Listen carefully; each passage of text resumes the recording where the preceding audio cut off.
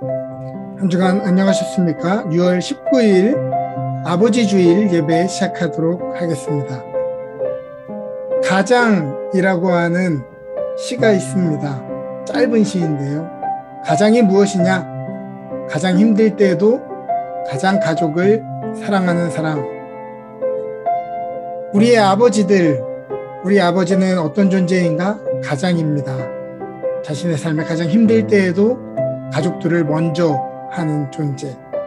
오늘 아버지의 날, 우리 아버지들에게 사랑과 감사를 표현하는 귀한 날이었으면 좋겠습니다. 함께 기도하겠습니다. 하나님, 오늘도 저희들을 모아주시고 하나님 앞에 나아갈 수 있는 은혜 주신 것 감사합니다. 시간 하나님 앞에 나아가는 사람마다 두려워하는 종의 영을 가지지 않고 자녀의 영을 가지고 나아가게 하여 주시옵소서.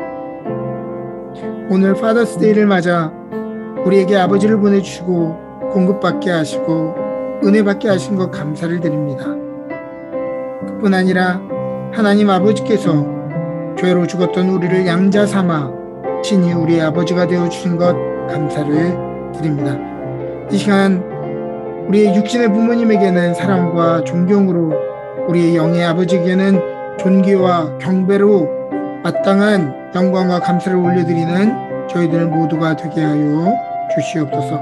그뿐 아니라 다시 한번 오늘 이 시간 우리의 자녀됨이 바르게 회복되는 귀한 시간 되게 하여 주시옵소서. 이 모든 말씀 예수 그리스도의 이름으로 기도합니다. 아멘.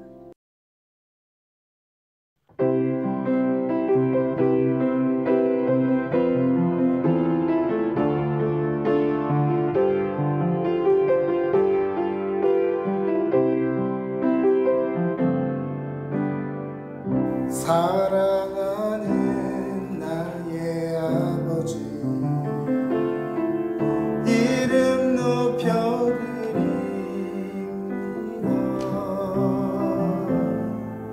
주의 나라 찬양 속에 임하시니 능력에 주께 찬송하네. 사랑하는 나의 아버지, 이름 높여드립니다.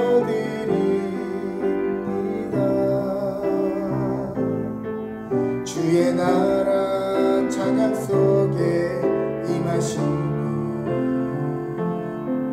능력에 주께 찬송하네. 전능하신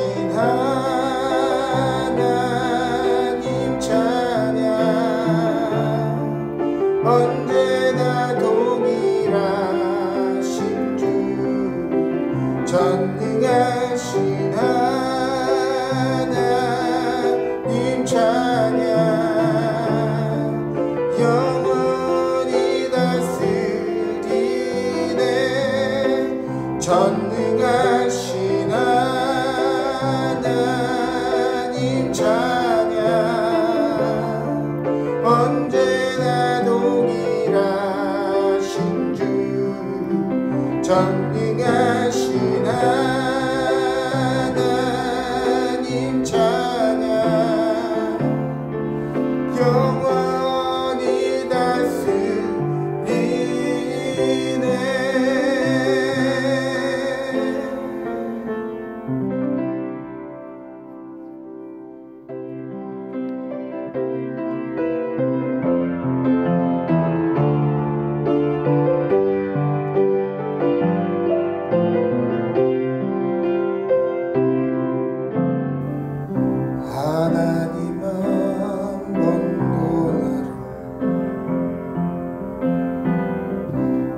실망시킨 적 없으시고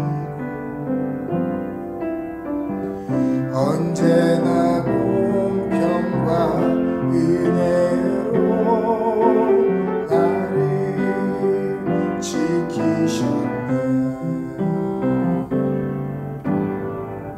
지나온 모든 세월들 돌아보아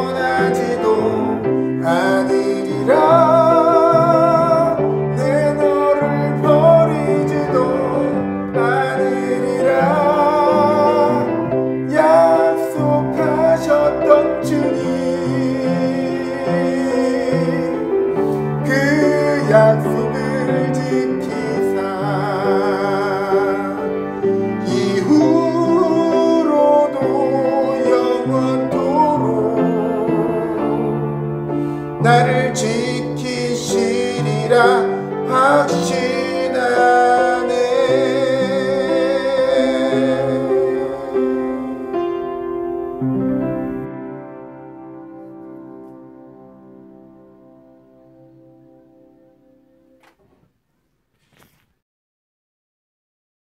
사랑의 하나님, 오늘 또 예배로 모아주시고 예배를 사모하는 마음 허락하시어 그리고 또 모든 조건 허락하시어 이렇게 모이게 인도하심에 감사드립니다.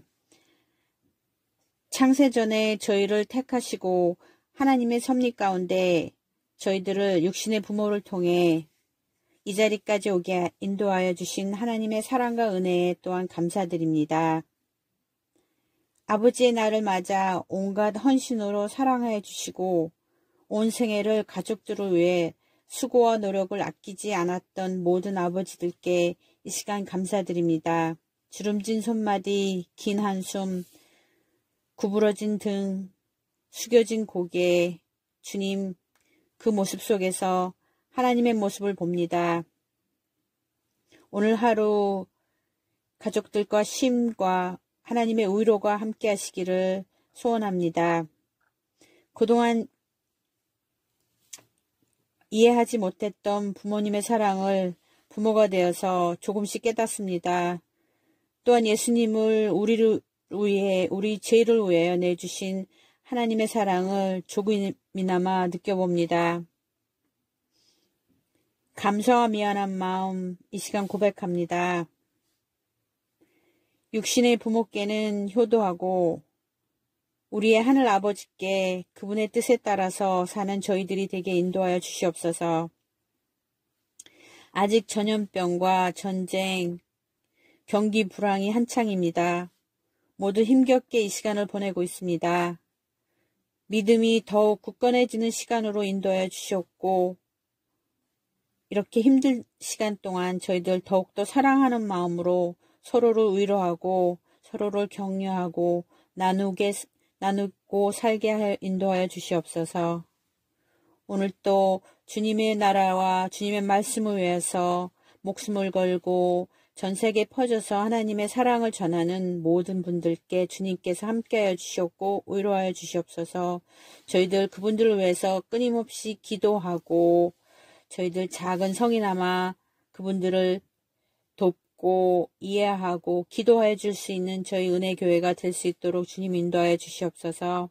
저희 작은 공동체 주님께서 함께해 주셨고 목사님으로부터 저희 모든 교역자, 성도들 그리고 어린아이까지 주님께서 함께해 주셨고 힘들고 어려운 시간 소망을 잃는 것이 아니라 우리에게 비밀이 되시고 우리의 희망이 되시고 우리의 소망이 되신 예수님을 저희들 바라보며 더욱더 열심히 주님의 전으로 주님의 일로 나아가게 인도하여 주시옵소서. 오늘 이 시간 거룩하신 예수님의 이름으로 잠시 기도하였습니다. 아멘.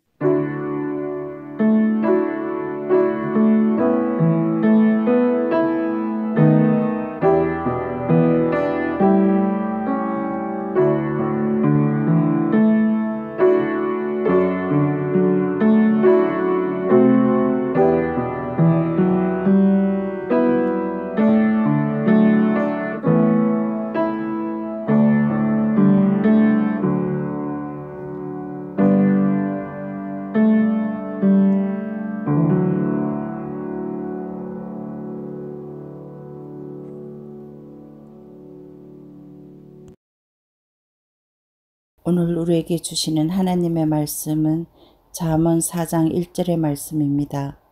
아들들아 아비의 훈계를 들으며 명철을 얻기에 주의하라. 아멘. 오늘 우리에게 주시는 하나님의 말씀입니다. 오늘은 잠언 4장 말씀을 가지고 아버지의 훈계를 듣는 사람은 얼마나 복된가라는 제목으로 말씀을 전하도록 하겠습니다. 오늘은 아버지의 날입니다. 한국이 어버이날로 묶어서 축하하는 반면에 이곳 북미에서는 어머니의 날과 아버지의 날을 구분하여 기념합니다. 어머니의 날은 꽃도 많이 팔리고 식당 예약도 꽉 차는 날이라면 아버지의 날은 늘 스리슬쩍 지나가는 느낌입니다. 생각해보면 과거에는 집안에서 아버지의 권위와 아버지에게 지키는 예절 같은 것이 굉장히 중요하게 여겨졌습니다. 식사할 때 아버지가 첫 술을 떠야 가족들이 비로소 먹는다든지, 아버지가 집에 돌아오시면 모든 것을 멈추고 현관에 나와 인사한다든지 하는 것 같은 거 말입니다. 오늘날은 아버지가 와도 애들이 방에서 나오지도 않죠. 만약 오늘 아버지인 여러분들이 집에 갔는데 아이들이 반갑게 뛰어나온다? 그것은 아마도 아마존 택배나 배달 음식 아저씨인 줄 알고 뛰어나온 것일 것입니다. 물론 꼭 그래야 하나 싶은 부분도 있지만 그런 것마저도 형식적인 것으로 여기고 가르치지 않는 오늘날에는 아버지들의 중요성과 역할이 가정 안에서 더욱 희미해지는 것이 사실입니다.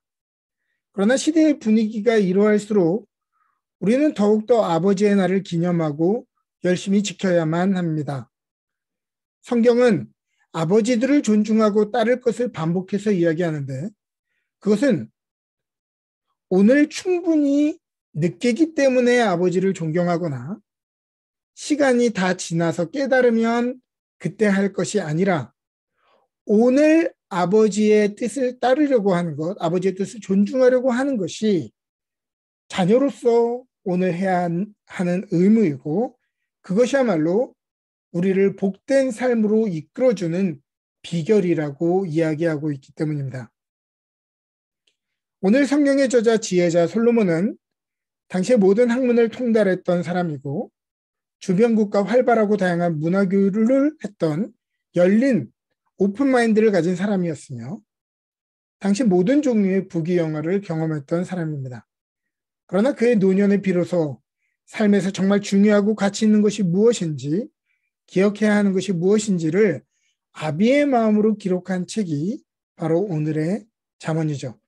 그는 다음과 같이 이야기합니다.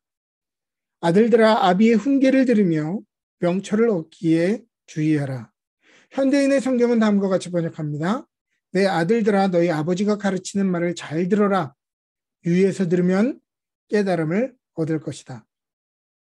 공동번역은 다음과 같이 이야기합니다. 아들들아 너희는 아비의 훈계를 듣고 슬기를 깨치도록 마음을 모아라. 여기에서 주의하라라고 번역된 히브리어 콰사프라고 하는 단어는 영어로 굳이 가장 가까운 표현을 찾자면 pay attention이라고 번역될 것입니다. 단순히 아버지의 말이 납득될 만하면 받아들여라. 이해되어지면 이해해라. 라는 것이 아니라 그것을 이해하고 받아들이려고 pay, 값을 지불하라는 것입니다. 이 문장을 그러면 다시 직역해보죠. 아들들아, 너희 아버지의 훈계를 가치 있게 여기고 그것을 이해하려고 집중하고 노력하여라. 예의로 공손하게 아버지를 대하는 것이 도리이기 때문에 그렇게 하라는 것이 아니라 실제로 그것이 우리의 삶을 더 가치롭고 지혜로운 삶을 살도록 이끌어 줄 것이라고 하기 때문입니다. 얼마 전에 세계 최고 수준의 축구 리그인 프리미어 리그에서 득점왕을 한 한국 선수가 있습니다. 바로 손흥민 선수죠. 전 세계에 수많은 축구인들이 있고 직업으로 삼는 선수들도 정말 많은데 그 모든 리그의 정점에 있는 프리미어 리그에서 득점왕을 한다는 것은 정말 어려운 것입니다. 이곳에 모인 선수들이 얼마나 다들 대단한 재능을 가지고 있겠어요? 그러나 그 중에서도 빛나는 실력을 보이고 사람들에게 사랑받는 선수는 정말 소수에 지나지 않는 것이죠.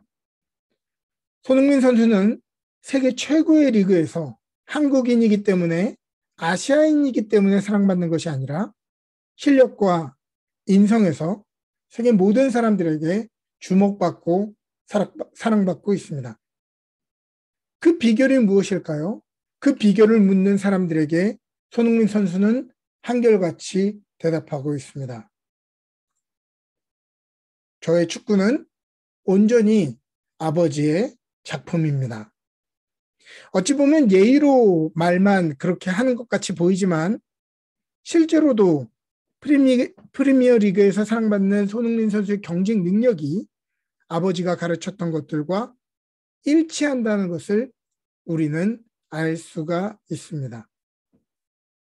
최근에 발행된 손흥민 선수의 아버지 손흥정 씨의 에세이 모든 것은 기본에서 시작한다라는 책을 보면 손흥민 선수를 길러낸 교육 철학을 상세히 기록하고 있습니다.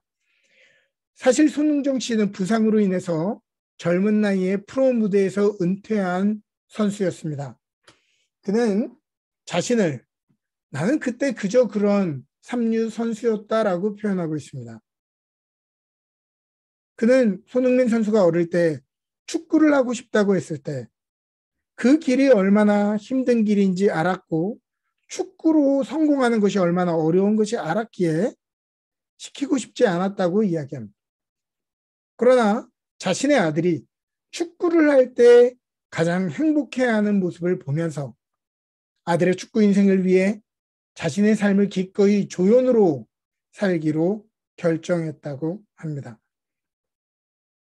그는 컨테이너에서 살거나 막노동으로 벌이를 해도 축구를 좋아하는 아들을 위해서 늘 최고의 것을 주고 싶었습니다. 아들이 겨울이 돼도 훈련할 수 있도록 초등학교 운동장에 모래와 소금을 실어 나른 뒤 다지고 또 아버지의 주머니를 생각해 축구화 앞에서 망설이는 아들을 밀치고 가장 비싼 축구화를 사주었으며 유소년 때 독일 유학의 기회를 받았을 때는 비싸더라도 독일어 1:1 과외를 붙여주었다고 이야기하고 있습니다. 책 제목 그대로 손흥민 선수는 철저하게 기본기에 충실하도록 훈련을 받았습니다. 한국 유소년 축구는 어릴 때부터 대회와 실전 중심으로 맞춰져 있는데요. 손흥정 씨는 손흥민 선수가 25세가 되었을 때 최고 기량을 발휘할 수 있도록 단계를 계획하고 7년 동안 기본기만 가르쳤다고 이야기합니다. 비가 오나 눈이 오나 폭염으로 아지랑이가 올라와도 거르지 않고 365일 훈련했고 트래핑 훈련 또 4시간 동안 공을 떨어뜨리지 않고 양발로 띄우는 리프팅 훈련을 실시했다고 합니다.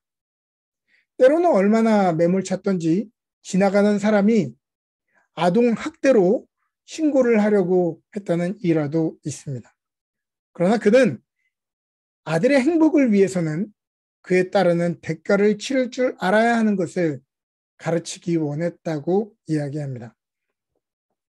손흥민 선수도 때로는 훈련이 힘들고 너무 과하다는 생각이 들기도 했지만 아버지가 자기와 똑같은 훈련을 매일 반복하셨기 때문에 불만을 비치거나 핑계댈 수 없었다고 이야기합니다. 이러한 훈련 때문일까요? 손흥민 선수의 플레이를 보면 볼을 자기의 몸의 일부처럼 잘 붙입니다. 이러한 탄탄한 기본기 때문인지 피지컬이나 경험에서 다른 레벨에 있는 유럽에 진출해서도 손흥민 선수는 빠르게 적응할 수 있었습니다. 그리고 이러한 철저한 기본기와 관리 때문에 주로 유럽 선수들이 20대 후반의 전성기를 맞고 실력이 감소하는 에이징 커브를 경험할 때에도 손흥민 선수는 나이가 들수록 더욱 실력이 상승하고 더욱더 절정의 기량을 뽐내는 놀라운 행적을 보이고 있는 것입니다.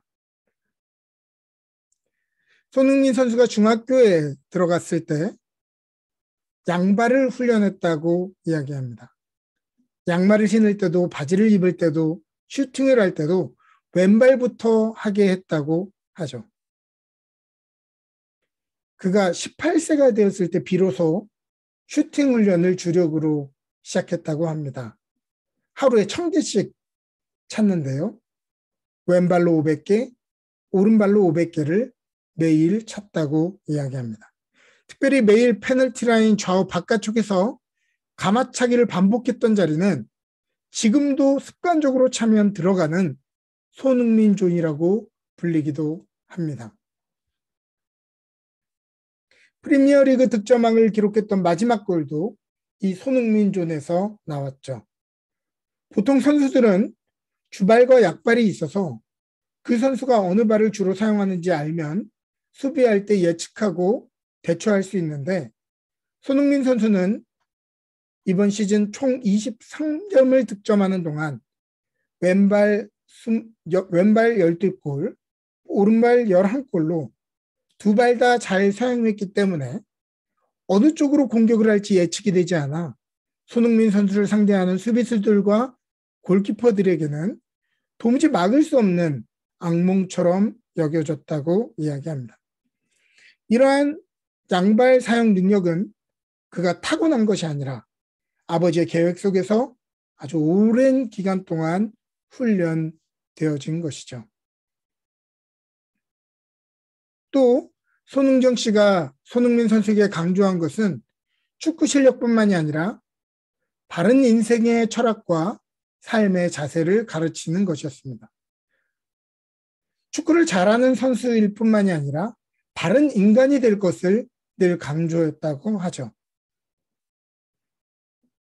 손흥민 선수는 어려서부터 해외 리그에서 뛰었지만 그의 말이나 사고를 보면 1.5세나 2세 같은 마인드가 아니라 도리어 매우 잘 정돈된 한국식 예의범절을 배운 1세처럼 보입니다. 그런데 세계는 이러한 손흥민 선수의 마인드셋과 매너에 찬사를 아끼지 않고 있죠. 손흥정 씨는 자신에게 주어진 성과는 팬들의 응원과 팀원들의 협력 때문에 생긴 것이지 너 자신이 잘나서 사랑받는 것이 아니기에 늘 팀원들을 소중히 여기고 성과를 얻어도 늘 팬들에게 감사하라고 가르쳤습니다.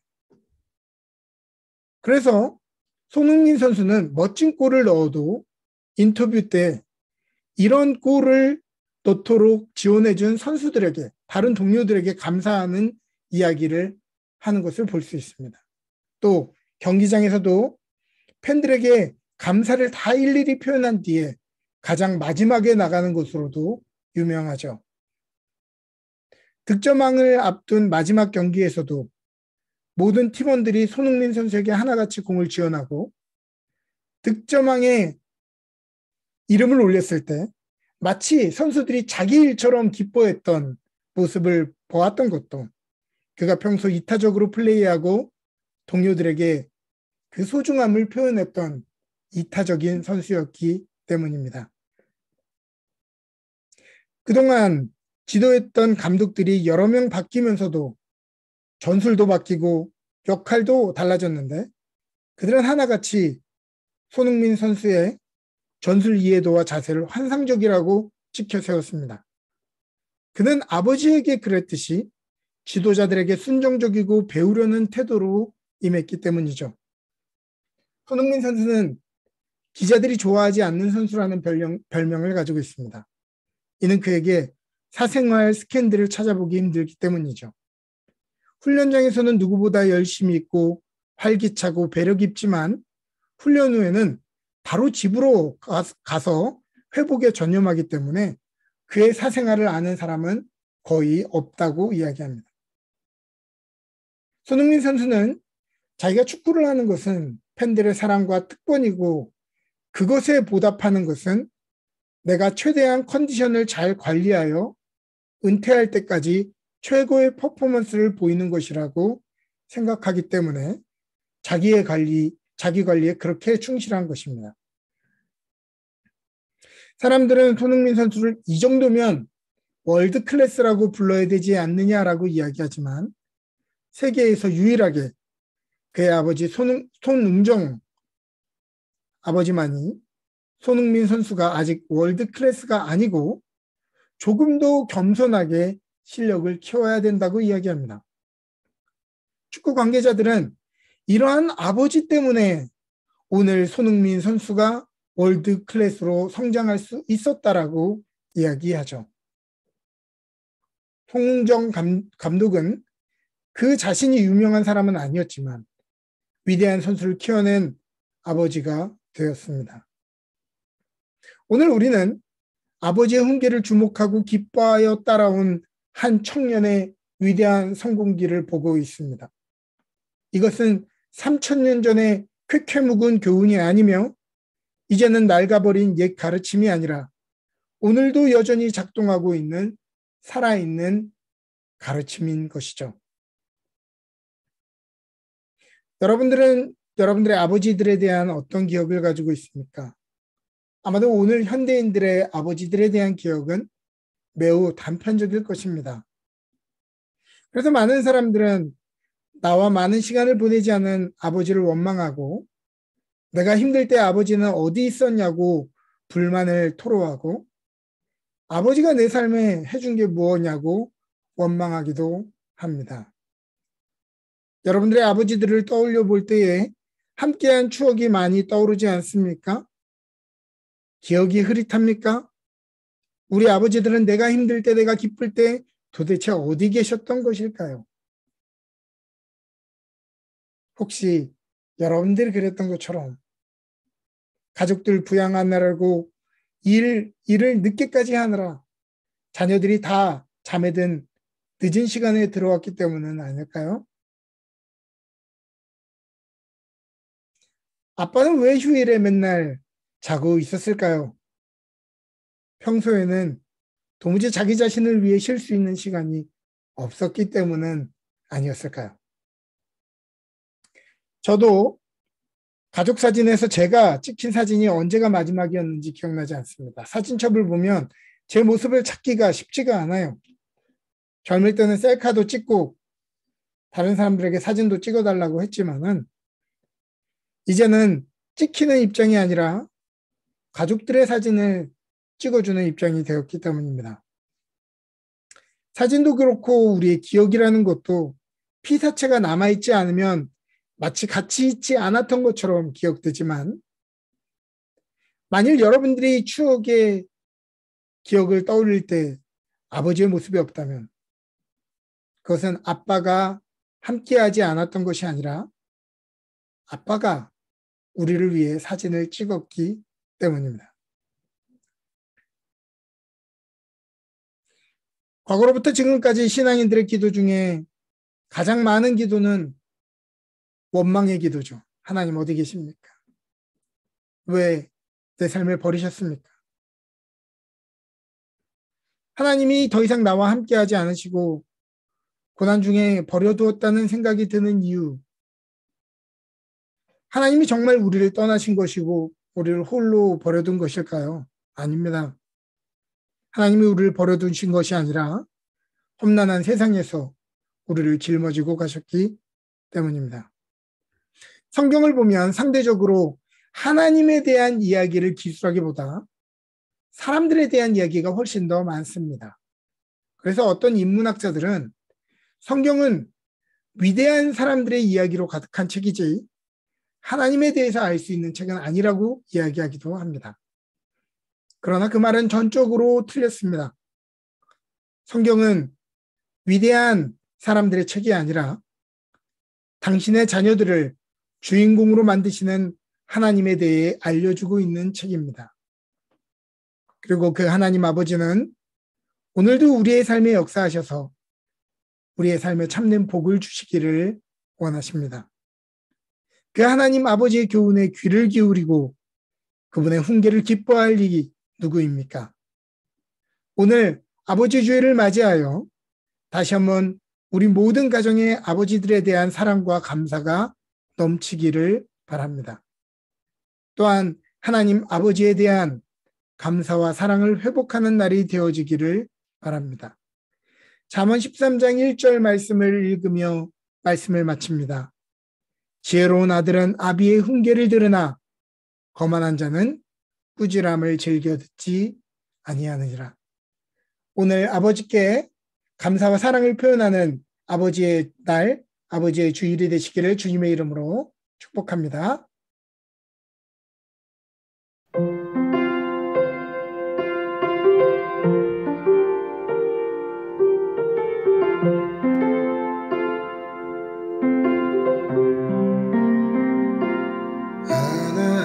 하나님은 너를 만드시고 너를 가장 많이 알고 계시며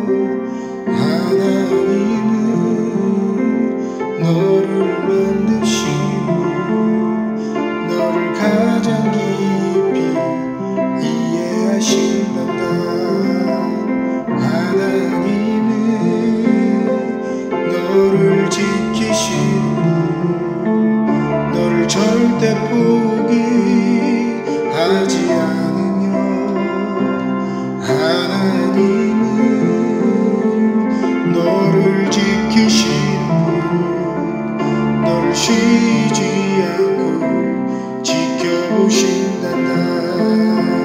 그의 생각 셀 수도 없고 그의 자비 무궁하며 그의 성실 날마다 새롭고 그의 사랑 끝이 없단다. 하나님은 너를 원하시고 이 세상 그 무엇 그 누구보다 하나님은 너를 원하시는 분 너와 같이 있고 싶어하신단다. 하나님은 너를 인도하는 분 광야에서도 폭풍 중에도 하나님은 너를 인도하는 분 푸른 초장으로 인도하신단다. 그의 생각 셀 수는 없고 그의 자비 무궁하며 그의 성실 날마다 새롭고 그의 사랑 끝이 없단다. 그의 성실 날마다 새롭고 그의 사랑 끝이 없단다.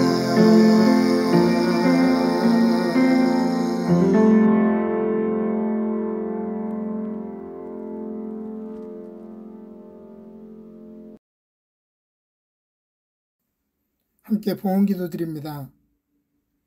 우리 아버지가 되시는 주님, 우리는 주님이 나의 아버지며 우리의 삶의 공급자라는 것을 참으로 자주 잊고 삽니다.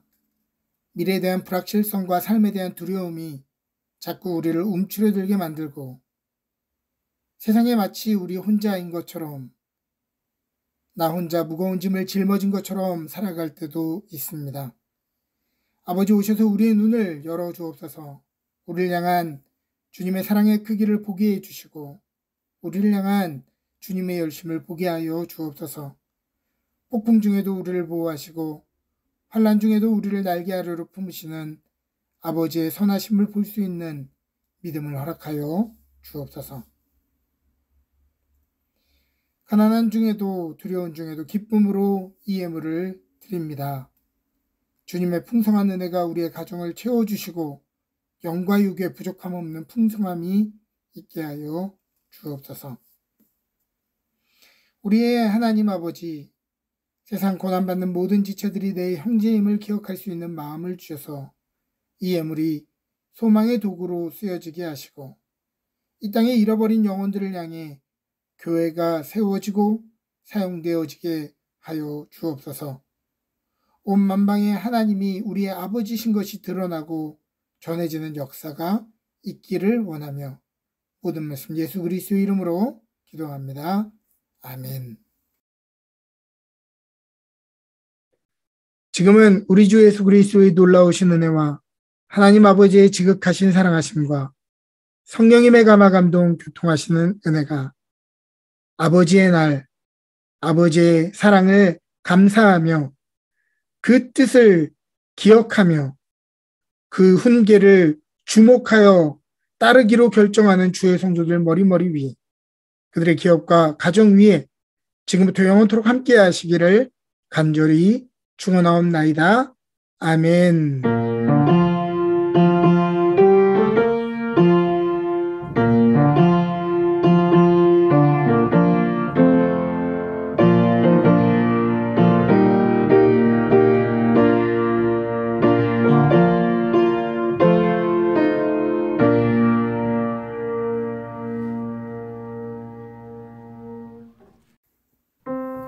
광고 말씀드리도록 하겠습니다. 오늘 아버지 주일을 맞이하여서 저희 교회에서 아버지들을 위한 선물을 준비했습니다. 집에 가실 때 꼭 챙겨가시기를 부탁드리겠습니다. 이번 주 금요일 굿네이버스와 함께하는 소리엘 콘서트가 저희 교회에서 진행됩니다. 주변에 많은 분들을 초청하셔서 자리를 채울 수 있도록 여러분 협력해 주시기를 부탁드립니다. 마지막 광고입니다. 야외 예배 광고를 드립니다. 다음 주는 야외 예배로 드리고요. 11시에 웰든팍에서 야외 예배로 모이도록 하겠습니다. 11시에 모여서 예배 드리고 식사하고 모임을 마치는 것으로 하겠습니다. 다음 주 모임은 야외 예배로 드리게 되고요. 온라인 예배는 별도로 없게 됨을 미리 알려드립니다.